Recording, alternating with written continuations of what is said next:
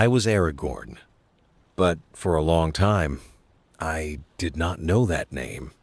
I was Estelle, Hope, a name given to me in a hidden valley, a sanctuary of stillness and light called Imladris. To the world of men, it was Rivendell. To me, it was the only home I had ever known, a pocket of timeless grace carved out of a weary and forgetful world.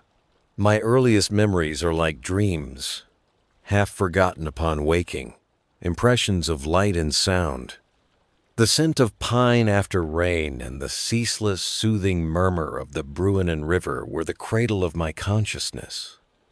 I remember the gentle hands of my mother, Gilrain, her touch a strange mixture of fierce protection and profound weariness.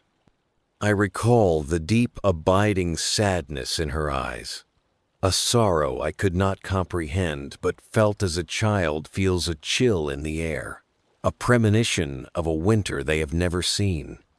She would hold me close, her voice a low hum as she whispered tales of a world beyond the valley, a world of shadow and loss, of great kings and the ruin they had wrought. I absorbed her grief, not in words, but in the tense line of her shoulders, in the way her smile never quite reached her eyes. It was a silent education in sorrow. I grew up among the Eldar, the firstborn. Their existence was a constant, sharp ache in my heart, a beautiful and unattainable ideal. They moved with a grace that I, a mortal child, could only ever imitate, a clumsy, earnest parody of their effortless fluidity. I would watch them practice with the bow, their movements a seamless dance, while my own felt awkward and earthbound. I was an outsider, a fleeting shadow in their timeless world. My life a hurried, anxious rush compared to their long, slow gaze upon the ages. Their songs, woven from memory and starlight, spoke of a world that had been and would be long after my bones were dust. It was in listening to those songs that I first understood the concept of fading, the great sadness of the elves in Middle-Earth, and I felt a strange pang of jealousy. They had a home to long for across the sea. My home was this earth, and it was a broken inheritance. I learned their lore, their languages, the histories of elves and the Edain. The tales resonated within me, a distant echo in my blood, a half-remembered song, the story of Beren and Luthien, of a mortal man who won the love of the fairest of all elven kind, struck a particularly deep chord, though I knew not why. Lord Elrond was my foster father, my guardian. He was as ancient as the mountains that ringed our valley, his eyes holding the light of stars and the wisdom of ages uncounted. He was kind, his patience seemingly infinite, but his gaze was heavy with a knowledge I could not share. He treated me as a son, teaching me to read the signs of the forest and the stars. Yet there was always a distance, a purpose for my presence that remained unspoken, a sense of being a weapon kept in its sheath. I trained with his sons, Elladan and Elrohir. They were twin flames, swift and strong, their elven heritage mixed with the sorrow of their own lineage. In our mock battles, in our journeys through the foothills of the Misty Mountains, I strove to match them, to earn their respect. They were my brothers in all but blood, yet even with them, I felt the ticking clock of my mortality. They would still be young when I was old and gray. This knowledge fueled a desperate fire in me, a desire to prove myself worthy of their company, worthy of the unspoken expectation that clung to me like a shroud, a deep yearning to belong, to understand the secret that lay at the heart of my existence, was the constant companion of my youth. My mother, Gilrain, eventually left Rivendell to return to her own people in Eriador. I was still young, and I remember the day she left as a gray, windless afternoon. She told me she did not have the strength of the Eldar to stand against the passing of the years while I remained ever young beside her. Her words were a puzzle, but her departure was a sharp, clear pain. It felt like an abandonment, the final confirmation of my otherness. Only later did I understand her sacrifice, the weariness of a mortal woman living in a timeless land. Her own hope dwindling even as she watched Estelle grow. The day of my 20th year was the day the world was remade, the day the sheath was cast aside. Elrond summoned me to his chamber, a room filled with maps and ancient scrolls. The air was thick with the scent of old parchment and the weight of history. He looked at me, his gaze piercing, and for the first time, he spoke to me not as a child, but as a man who had come into a perilous inheritance. He told me my name was not Estelle. The name was a lie, a loving deception to keep me safe. He said, "You are Aragorn, son of Arathorn, chieftain of the Dunedain of the North, the 16th heir of Isildur, and by that right, Lord of the Dunedain." The names fell upon me like stones, each one heavier than the last. Aragorn, Arathorn, Isildur. Names from the grand, tragic songs, names of kings and warriors, names of my own blood. The world, tilted on its axis. The vague longings, the sense of a hidden destiny, coalesced into a terrifying, undeniable truth. I was the last of a line of kings, the heir to a broken throne and a scattered people living as fugitives in the wild. The weight of it was crushing, a mountain of history pressing down on my young shoulders, threatening to smother the man I thought I was. Then Elrond brought forth the heirlooms of my house. The ring of Barahir, a circlet of silver wrought as two serpents with eyes of green jewels, one devouring, one upholding a crown of golden flowers, and the shards of Narsil, the sword that had cut the One Ring from the hand of Sauron, the sword that had been broken when Elendil fell in the shadow of Orodruin. I reached out and touched the cold, shattered steel. In that touch, I felt the echoes of a distant battle, of a great victory, and a terrible, world-altering failure. The hope and the despair of my lineage were laid bare before me, a legacy of immense courage and a single, fatal moment of weakness. And then, as if the day had not already been laden with enough revelation to last a lifetime, I saw her. I had walked out into the gardens to grapple with the new weight upon my soul, and there, as the sun was setting, I saw her. She had returned from her mother's kin in Lothlorien. I saw her walking among the trees, her dark hair flowing in the evening breeze, her gray eyes holding the light of the stars. She was Arwen, daughter of Elrond, Andúril, the even star of her people. In that moment, I understood the true meaning of the beauty of the elves. It was not just a physical grace, but an inner light that shone through them, a reflection of the light of the undying lands. And in Arwen, that light was the brightest I had ever seen. I thought she was Luthien to Númenor returned to Earth, and I called out to her as such. I was captivated, ensnared. It was a love that struck me with the force of a lightning bolt, a love that seemed both preordained and utterly doomed. For she was of the Eldar, immortal, and I was a mortal man, my lifespan a mere flicker in the long twilight of her existence. The joy of finding her was inextricably woven with the pain of knowing what I could not have. The revelation of my heritage had opened one door, only for the sight of her to reveal another, firmly shut. The path ahead was now shrouded in a deeper, more personal shadow, a destiny intertwined with a love that felt as grand and as tragic as the tales of old. The weight of my newfound identity was a heavy cloak, ill-fitting and cold. I could no longer be Estelle, the hopeful youth sheltered in a hidden valley. I was Aragorn, and my path lay not in the peace of Imladris, but in the wilderness of Middle-Earth, a realm I knew only from maps and stories. The decision to leave was not made lightly. Rivendell was the only home I had ever known, a haven of light and learning. But to stay would be to deny the truth of my blood, to shirk the duty that now lay upon me.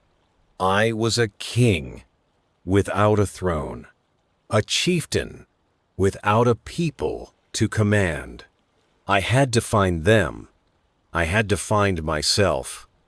So I rode forth from the hidden valley, leaving behind the song of waterfalls and the familiar faces of the elves. The world outside was a harsher, wilder place than I could have imagined. The wind bit with a colder edge, the nights were darker, the silence deeper and filled with unseen threats. The first weeks were a brutal education. I, who had been raised by elves, had to learn the hard craft of survival from scratch. The first time I successfully hunted and dressed a deer for my own meal, my hands slick with blood, I felt a grim satisfaction that was a world away from the high-minded lore of Elrond's library. The first night I spent truly alone, huddled in a makeshift shelter as a storm raged, the howling of wolves a terrifying chorus in the distance. I learned the true meaning of fear, a primal dread that no tale could ever capture. I became a ranger of the North, seeking out the scattered remnants of my people. We were a forgotten folk, a whisper in the histories of men. The folk of Bree and the surrounding lands, seeing my weather-beaten face and travel-stained clothes, called me Strider, a name spoken with a mixture of suspicion and grudging respect. They saw only a lean, wild man of the wilderness, his eyes holding a haunted, watchful look. They did not see the heir of kings, and for a long time, I preferred it that way. Strider was a mask, a way to move through the world without the crushing weight of my true name. The wilderness became my tutor, my senses, already honed by elven training, sharpened to a razor's edge. I learned to read the signs of the earth and the sky, to track the faintest of trails, to distinguish the sound of a predator from the whisper of the wind, to move unseen through the shadows. I slept on the hard ground, under the cold stars, my hand never far from the hilt of my sword. Loneliness was a constant companion, a gnawing ache in my heart that was only partially eased by the silent camaraderie of my fellow rangers. We were brothers in a long, thankless vigil, the last guardians of a fading light, patrolling the ruins of our past. My journeys took me far and wide, into the deepest shadows of Middle-Earth. I ventured into the east, where the influence of Sauron was a palpable, suffocating presence, and the men there were hard and suspicious. I traveled south, to the lands of Rohan and Gondor, cloaking my true identity under the name Thorongil, the Eagle of the Star. I served in the armies of King Thingol of Rohan and the steward Ecthelion of Gondor. It was a strange, disembodying experience to command men who had no idea of my lineage. I led raids against the corsairs of Umbar and fought alongside the soldiers of Gondor. I walked the streets of Minas Tirith for the first time, a city of white stone that sang to my blood. I looked upon the white tower of Ecthelion, and a profound sense of loss and longing washed over me. This was my city, my birthright, yet I was a stranger within its walls, an eagle flying under a false name. I chafed under the authority of the steward, knowing that my claim was greater, yet I held my tongue, testing myself, honing my skills, learning the ways of men from whom I had been so long separated. At the request of Gandalf the Grey, a friend and mentor I'd come to know and trust in my travels, I undertook a long and perilous hunt. I searched for the creature Gollum, who had once borne the One Ring. It was a grim and arduous task, a journey through desolate lands and dark places. I tracked him through the dead marshes, the air thick with the stench of decay and the ghostly lights of the fallen. I followed his trail to the very eaves of Mirkwood and into the valleys of the Misty Mountains.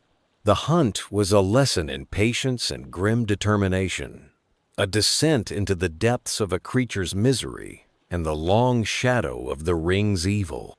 Seeing what the ring had done to him, the utter ruin of body and mind, gave me a visceral understanding of its power that no lore could provide. It was a personal, chilling education in the nature of the evil we faced. After many weary years in the wild, my path led me to the Golden Wood, to Lothlorien, the hidden realm of the Galadrim, and there I found her again, Arwen. Time had not dimmed her beauty, but now, in her eyes, I saw a reflection of the sorrows I had known.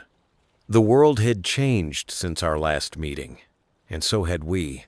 I was no longer a youth stunned by her beauty, but a man weathered by hardship, my heart heavy with the burdens of my heritage. We walked together on the hill of Seren Amroth, among the white flowers of Nifredil and the golden blossoms of Elenor.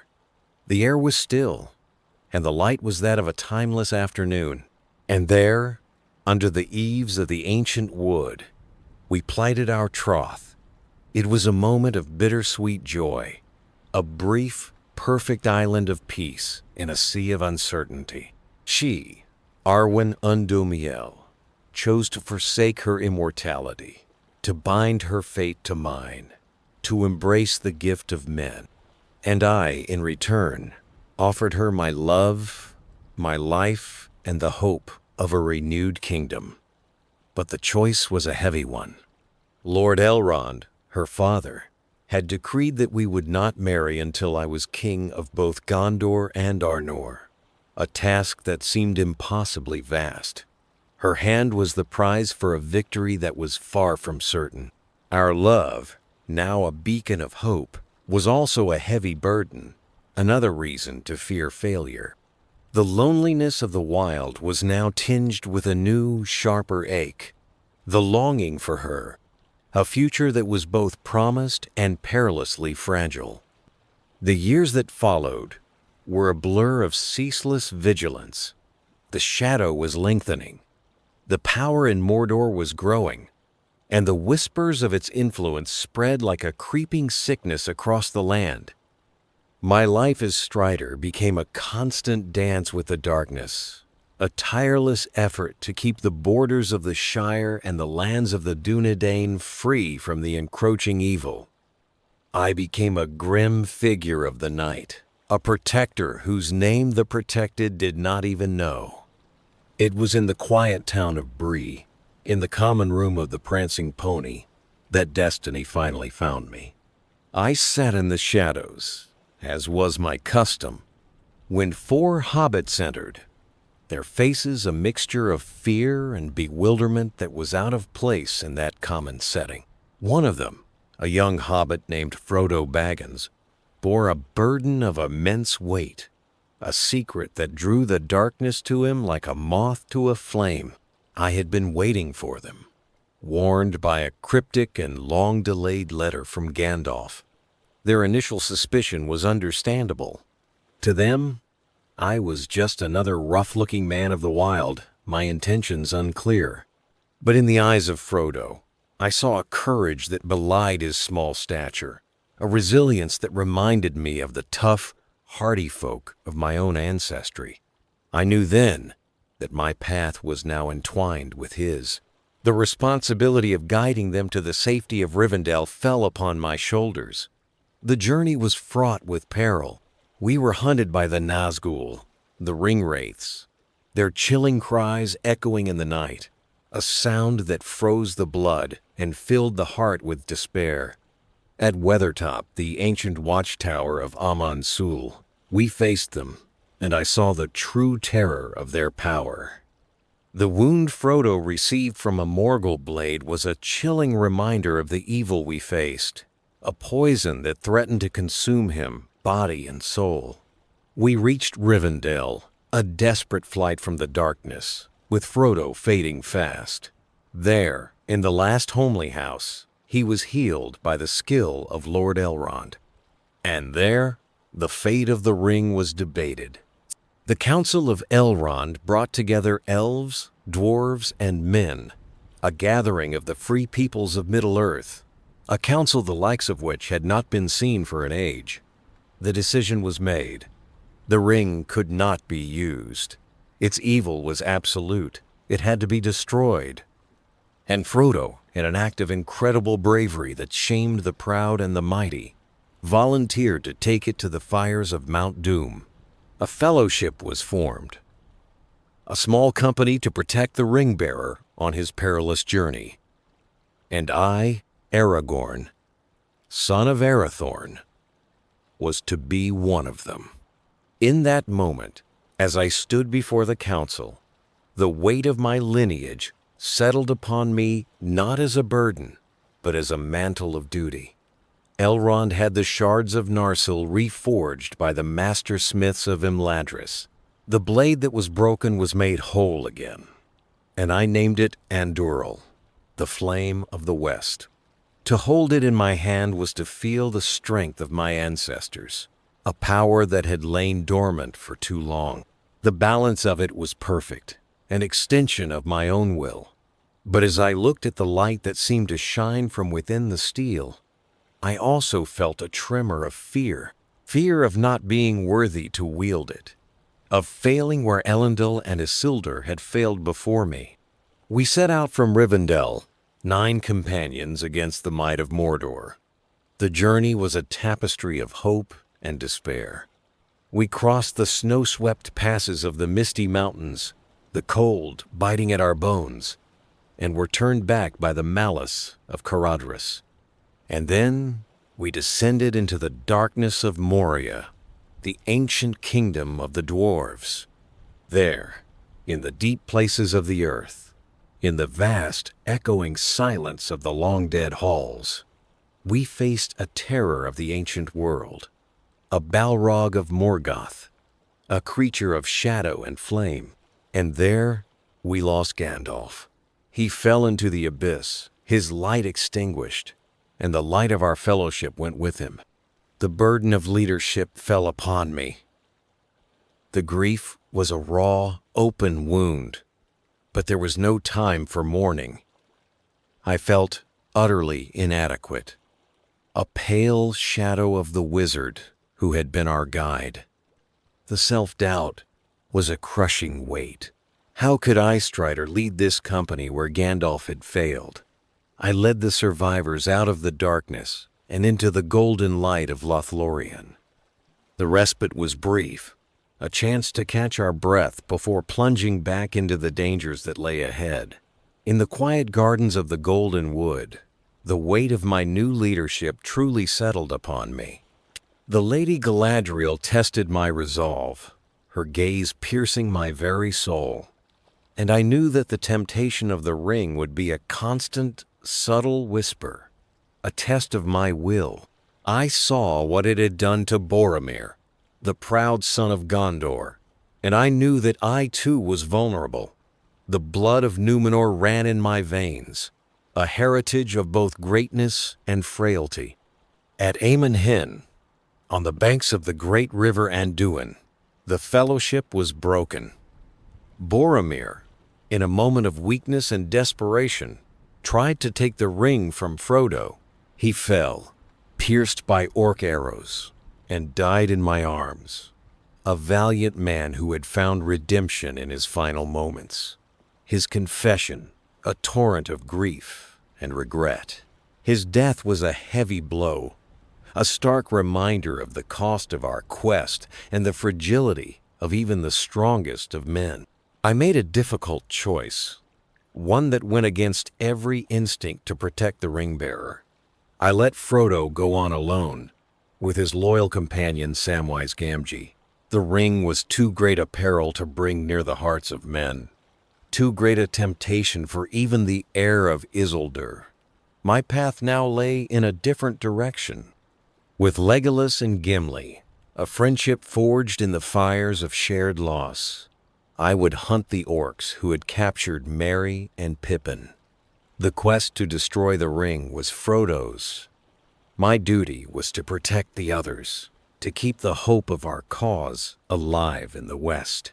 The breaking of the fellowship was not an end, but a new beginning, a scattering of seeds that would, I hoped, bear fruit in different corners of the land. The hunt for the Uruk-hai led us across the plains of Rohan. We ran for 3 days and 3 nights, a desperate, lung-searing chase, fueled by a faint hope. We met the Rohirrim, the horse lords of the Mark, led by Éomer, the nephew of the king. His land was beset by the treachery of Saruman, the white wizard who had turned to the side of the enemy, his fortress of Isengard now a place of fire and evil industry.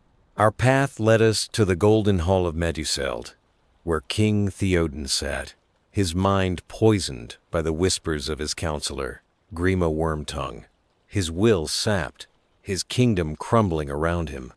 The arrival of Gandalf, returned from the dead as Gandalf the White, clad in new power, broke the spell.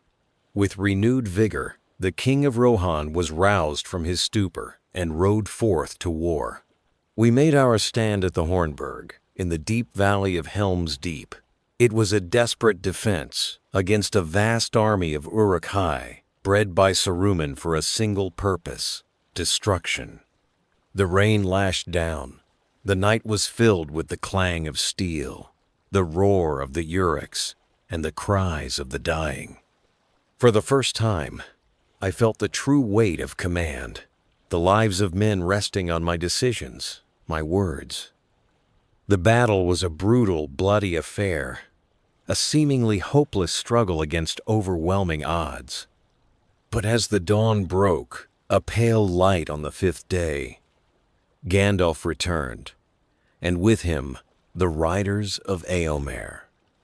The tide turned in a thunder of hooves, and we were victorious. The defense of Helm's Deep was a small victory in a great war, but it was a victory nonetheless. It was a rekindling of hope in the hearts of men, a testament to the courage that could be found in the darkest of times. After the battle, a new and terrible path was laid before me. The great host of Mordor was moving against Gondor. The southern kingdom, the last great bastion of men in the West, was in grave peril. To bring aid, to turn the tide, I had to embrace the darkest part of my heritage, a path spoken of only in whispers. I had to walk the paths of the dead.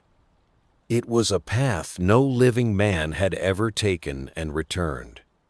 The legends spoke of an army of the dead, oathbreakers who had betrayed my ancestor Isildur at the end of the last alliance, and were cursed to remain in the shadows until their oath was fulfilled.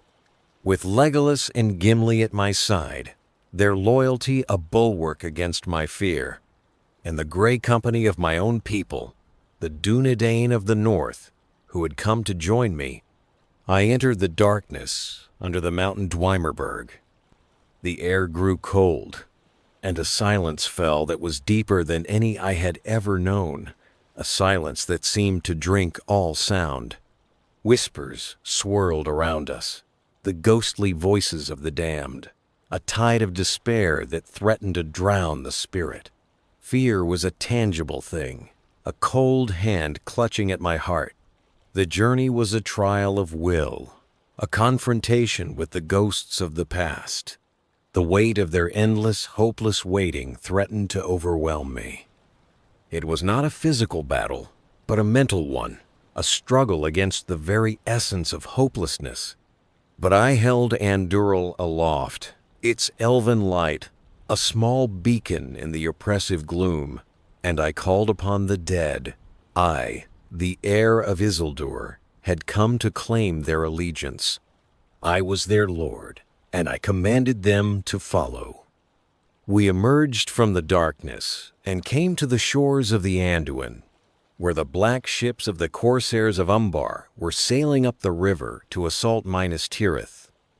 With the army of the dead at my command, we swept over them, a silent, terrifying tide of spectral warriors. The corsairs were vanquished without a fight, their crews leaping overboard in terror. Their ships were mine.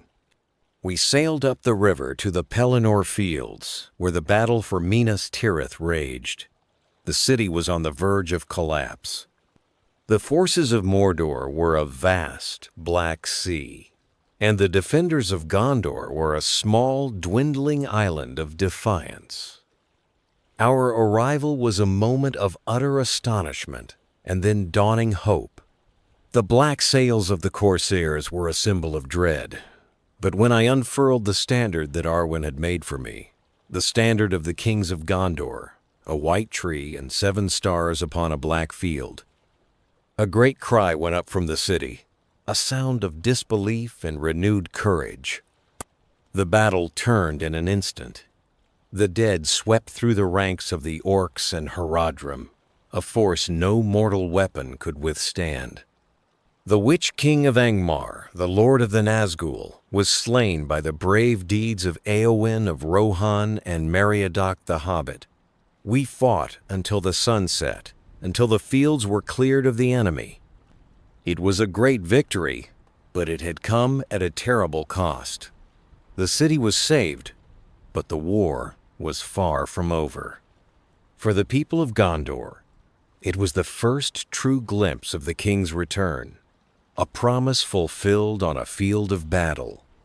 But for me, it was a heavy burden. The weight of their hope now resting squarely upon my shoulders. A hope I still feared I could not fulfill. The victory at the Pelennor fields had bought us time, a precious, fleeting commodity. But the eye of Sauron, lidless and wreathed in flame, was now turning its full attention back to the ring-bearer. Frodo and Sam were somewhere in the desolate, ash-choked land of Mordor, their journey reaching its desperate conclusion. We knew that we could not win by force of arms. The might of Mordor was still too great, its reserves seemingly endless. Our only hope, our only strategy, was to give Frodo a chance. We had to draw the eye of Sauron away from him, to empty the land before him, to create a diversion so that he might reach Mount Doom unseen. And so we made a final desperate gamble. The decision was forged in the cold, pre-dawn hours in my tent at the heart of the city. The air still thick with the metallic scent of blood and the dust of ruin.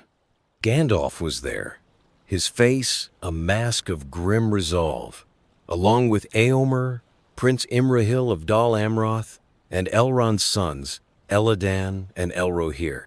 We, the captains of the West, gathered around a simple wooden table, the flickering lamplight casting long, dancing shadows on the canvas walls. The victory at the Pelennor was a miracle, but it was not the end. It had only served to prove that we could not win by strength of arms. "He will not believe that we would dare to destroy the ring," Gandalf said, his voice low but clear, cutting through the weariness that hung in the air. "He will believe that we have taken it, and that the strongest among us now wields it. He will think we marched to challenge him for the mastery of Middle-Earth, to usurp his throne with his own weapon." I looked at the faces around me. Éomer, his brow furrowed, his hand resting on the hilt of his sword, a king who had just won his crown on the field of battle, now being asked to throw it all away. Imrahil, his noble face pale but his eyes steady, a prince of the blood of Númenor, who understood the long defeat better than most. They were valiant, all of them. But I was about to ask them to lead their men who had just survived one impossible fight, on a march to their certain deaths. "We will march on the Black Gate," I said. and the words felt like stones in my mouth. I had to project a certainty I did not feel. My own heart was a cold knot of dread. The thought of Frodo and Sam, alone in that accursed land, was a constant, agonizing pressure behind my eyes. We will draw out his armies, all of them. We will empty his land, so that the ring-bearer may have a clear path to the mountain. A heavy silence fell. It was a fool's hope, a plan born of utter desperation. We were asking our men to be the anvil upon which Sauron's hammer would fall, all for the faint chance that 2 small hobbits could succeed where all the power and wisdom of the West had failed. A sacrifice, Éomer said at last, his voice rough with emotion, so that the hope of all this world may be carried in the hands of 2 halflings. It has always been so, Gandalf murmured. The great and the proud fall, and the small and the humble endure. Our part is to give them that chance. I met each of their gazes. I saw the cost of my words reflected in their eyes, the images of the men they would lead into the shadow of death. But I also saw acceptance, a grim, terrible resolve. They had placed their trust in me, their king, and I would not lead them to a meaningless end. This was a sacrifice, but one with a purpose that transcended victory or defeat. It was the ultimate act of fellowship, a final, desperate shield for the friend we could not otherwise aid. We gathered what remained of the armies of Gondor and Rohan, a small, valiant host of no more than 7,000, and we set out. We marched out of a city that was still burying its dead, the cheers of the people who remained sounding thin and fragile in our ears. They saw a triumphant army marching to finish the war. We knew we were a funeral procession marching to its own grave. The march to the Morannon was a journey through the 7 circles of a waking hell. We left the broken fields of the Pelennor behind and crossed into the blighted lands of Ithilien. For a time, there was a memory of green, a defiant beauty in the gnarled woods and hidden dells where Faramir's rangers had once held their lonely vigil. But soon, that too faded, and the land itself seemed to fight against us. The air grew thick with ash and fumes from Orodruin, which loomed ever larger on the horizon, a sullen, smoldering peak crowned with a perpetual, sickly twilight. The ground devolved into a wasteland of slag and sharp-edged dust that cut our boots and wore away the resolve of the strongest. Every breath was a struggle, a gasp of air that tasted of sulfur and grit. A fine gray powder settled on everything, coating our skin, our clothes, our food. There was no escape from it.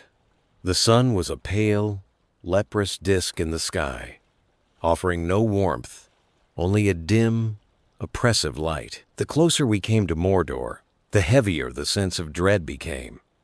It was a palpable presence, a physical pressure that sought to crush the spirit, a whisper of despair that coiled in the back of the mind. Sauron's will was a constant, suffocating force.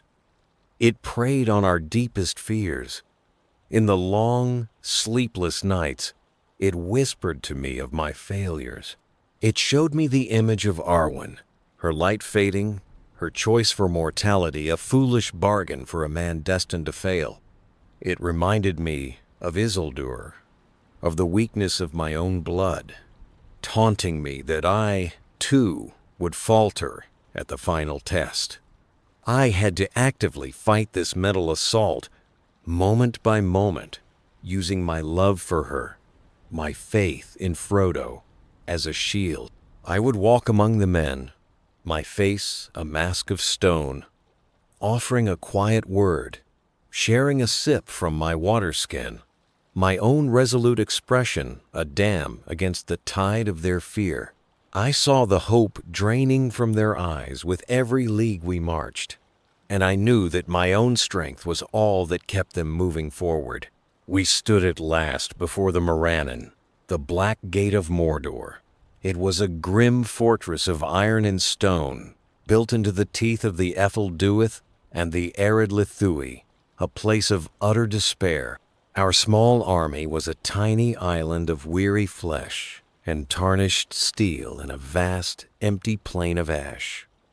The silence was absolute, a dead, watchful void. I rode forth with Gandalf and the other captains, our banners hanging limp in the foul air. We rode to the foot of the slag hills that stood before the gate, and there we waited. "Let the Lord of the Blackland come forth," I cried, my voice ringing out in the oppressive silence. "Let him answer for the evils he has wrought. Let him give justice to the free peoples he has wronged." For a long moment, there was no answer. Then, the great gates of the Morannon groaned open, not with the clang of battle, but with a slow, deliberate menace. From the darkness within rode a single figure, a tall man clad in black, mounted on a great and terrible steed that seemed fashioned from nightmare itself. He was the lieutenant of the Tower of Barad-dûr. We knew him not by name, but as the mouth of Sauron. He was no Nazgûl, but a living man, a renegade of the race of Númenor, who had entered the service of the Dark Tower long ago and risen high in the Dark Lord's esteem. His face was a cruel mask, his eyes held a deep and ancient malice, and his voice was filled with the cold, mocking pride of his master. He sneered at our small company. "Is there any in this rout with authority to treat with me?" he asked, his gaze sweeping over us with contempt. "Or indeed with wit to understand me?" "We did not come to treat with Sauron, faithless and accursed," Gandalf answered, his voice like the crack of a whip. "Tell your master this. The armies of Mordor must disband and depart, and he himself must go into the shadows from whence he came, never to return. We will have peace." The mouth of Sauron laughed, a hideous, grating sound. "A fool's errand," he hissed. Then his eyes narrowed, and a cruel smile twisted his lips. "But I have a token that I was bidden to show you." He held up a small bundle. With a flourish, he revealed its contents. My heart stopped. It was a small shirt of mithril rings, the one I had seen on Frodo in Rivendell. And beside it, a short elven sword, its blade broken, Sam's sword. "The halfling was dear to you, I see," the herald sneered, his voice dripping with false pity. "Know that he is now a captive in the Dark Tower, and he has been questioned. He has revealed all. The Dark Lord knows the full extent of your pathetic plan, and he thanks you for returning to him his ring." A wave of absolute, soul-crushing despair washed over me. For a moment, I believed him. I saw Frodo, broken and tortured in the dungeons of Barad-dûr. The quest had failed. All of this, all the sacrifice, had been for nothing. The world turned gray, and the strength went out of my limbs. It was the deepest, most profound moment of hopelessness I had ever known. But then I looked at Gandalf. His face was ashen, but his eyes blazed with a fire of pure defiance. He did not believe it. He would not believe it. His strength became my own. "The terms of your master are refused," Gandalf said, his voice ringing with power. He spurred his horse forward and snatched the tokens from the herald's hand. "We did not come here to bargain with a slave of the Nameless. Begone!" The mouth of Sauron recoiled. His face contorted in a mask of fury and surprise as Gandalf's defiance struck him like a physical blow. He turned his terrifying steed with a vicious curse, its hooves striking sparks from the slag, and fled back towards the gate. He did not need to give a signal. His retreat was the signal. As he went, The full might of Mordor was unleashed. A great horn, deep and baying, like some monstrous beast of the pit, sounded from the battlements. The gate opened wide, and from it poured a vast army, a black and foaming tide of orcs and trolls and evil men from the east that dwarfed our own. They swarmed out onto the plain, not with the ordered ranks of a disciplined army, but with the frenzied, chaotic energy of a pestilence. They were a black sea of malice, a moving forest of sharpened iron and grotesque banners, and they surrounded us, a tightening ring of steel and implacable hate. There was no hope of victory, no chance of escape. The sheer scale of the host was a physical blow, a sight designed to crush the will before the first sword was even swung. "To the hills! Form up! Form up!" I yelled, my voice nearly lost in the growing din. We retreated to the two slag hills, our backs to each other, forming two small circles of defiance. We were a tiny island, and the ocean was about to crash down upon us. This was the end. I looked at the faces of my men, the grim soldiers of Gondor, the fair-haired riders of Rohan. I saw fear, yes, but I also saw a hard, brittle courage that filled my heart with a terrible pride. They knew why they were here. They knew they would not see the sun set on this day. But they would stand. They would die on their feet, facing the enemy, and sell their lives for the hope of the world. It was to be an end of our own choosing. I drew Andúril, the flame of the west, and its light glittered in the gloom, a last spark of defiance against the encroaching night, a final flicker of the dying light of Númenor. I took a moment, a single heartbeat in the precipice before the storm, to look at the faces of my friends, my companions. Gandalf, his staff held aloft, his face etched with the strain of ages, but his eyes bright with a fierce, unwavering fire. He was the architect of this despairing hope, and he would see it to its conclusion. Legolas, his elven eyes sharp and filled with a deep sorrow for the ugliness of this place, was already notching an arrow, his movements a fluid dance of deadly grace amidst the squalor.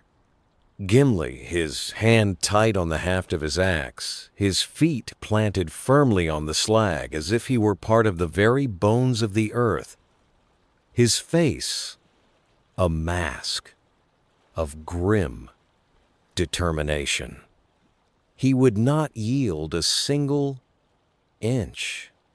And Pippin, a small, brave figure standing among the tall guards of the citadel, his face pale but his chin set, his sword held ready. A hobbit, who should have been in a green field, now stood at the end of the world. My friends, we had come to the end of our road together. There was nothing left now but the courage of our fellowship. For Frodo, I cried, my voice ringing out over the din, not as a triumphant war cry, but as a final, desperate prayer for the friend we could not see, a testament of faith hurled into the teeth of the abyss. And we charged. The wave of our small charge met the incoming tide of Mordor, and the world dissolved into a maelstrom of chaos and desperation. The sound was a physical assault, the high-pitched shriek of orcs, the deep-throated roars of trolls, the endless, deafening clang of steel on steel, the wet, ugly sound of blades striking flesh, and the screams of the dying. The stench of orc filth and stale blood filled my lungs. I fought with a cold, clear purpose, a strange calm settling over me. My mind focused on the single task of selling my life as dearly as possible. Every orc I slew, every moment I stood my ground, was another moment bought for the ring-bearer, a small payment on the immense debt we owed him. Andúril became an extension of my will, a tongue of silver fire licking out at the darkness. An orc captain, larger than the rest, clad in black iron, lunged at me, its scimitar swinging for my head. I ducked under the blow, the wind of its passing hissing in my ear, and thrust the flame of the west deep into its chest. I parried the blow of a huge cave, troll's hammer, the impact jarring my arm to the shoulder and sending a shock wave through my entire body. For a moment, my shield arm went numb. The beast roared, its foul breath washing over me as it raised its weapon for another strike. Before it could fall, a black-feathered arrow sprouted from its eye, and it crashed to the ground. I glanced to my left and saw Legolas, already aiming at another target, a point of deadly calm in the raging storm. I stood with Éomer, our blades a blur of silver as we held the line against a surge of Uruks, their snarling faces a nightmare of hate. We fought as one, a king of Gondor and a king of Rohan, our movements complementing each other's, a brief vision of the alliance that might have been had we survived this day. I saw Pippin impossibly, bravely, strike down a troll that had broken through our line. The hobbit dodged its clumsy club and stabbed upwards with all his might, his small blade finding a gap in its thick hide. The beast toppled, and Pippin fell with it. For a terrifying second, I thought he was crushed, but then I saw him crawl out from under the monstrous corpse, gasping but alive. A fierce pride swelled in my heart, so strong it almost choked me. The courage of the halflings would be the stuff of legend, if there was anyone left to write them. Time lost all meaning. There was only the next blow, the next parry, the next enemy. The battle became a grim, bloody rhythm. The weariness was a fire in my muscles, my breath a ragged gasp in my throat. My shield was splintered, my armor dented and scraped. The sheer number of them was relentless. For every one we cut down, 2 more seemed to take its place. Our circle was shrinking, inch by bloody inch. The end was near. I could feel it in the growing slowness of my limbs, in the despair I saw creeping into the eyes of the men around me. We were being eroded, worn down like a stone in a black, rushing river. The press of bodies became suffocating. I fought back to back with Prince Imrahil, his swan-crested helm a bright point of defiance in the gloom. "They have paid for every inch of ground, my king," he said, his breath coming in harsh pants. I drove my sword through another orc and nodded, my body screaming in protest. A fleeting image of Arwen on Seren Amroth, a memory of light and peace, flashed through my mind. It was not a sad thought, but one of strength. It was for her, and for the world she represented, that I would make my end here. I braced myself for the final onslaught. Our line was about to break. Then, at the very height of our despair, when all hope seemed utterly lost, a change came. It began not with a sight, but with a sound, or rather the lack of one. A tremor ran through the ground, not from the tramp of armies, but from a deep, primordial convulsion of the earth itself. The earth groaned under our feet, a long, deep, agonizing sound. The towers of the Teeth, the grim sentinels of the Black Gate, trembled, cracked like pottery, and fell into ruin with a deafening roar. Far to the south, the great volcano, Orodruin, erupted in a final, cataclysmic explosion of fire and smoke and red-hot rock. A vast column of black smoke blotted out the sky, crowned with a terrifying fiery lightning. And the will that had driven our enemies, The malevolent intelligence that had held us in its gaze for what felt like an eternity vanished. It was not a withdrawal, it was an extinguishment. For my entire adult life, I had felt its presence at the edge of my senses, a constant, low thrum of malice in the world. Now, it was gone. The psychic pressure that had been weighing on my soul lifted so suddenly it made me dizzy.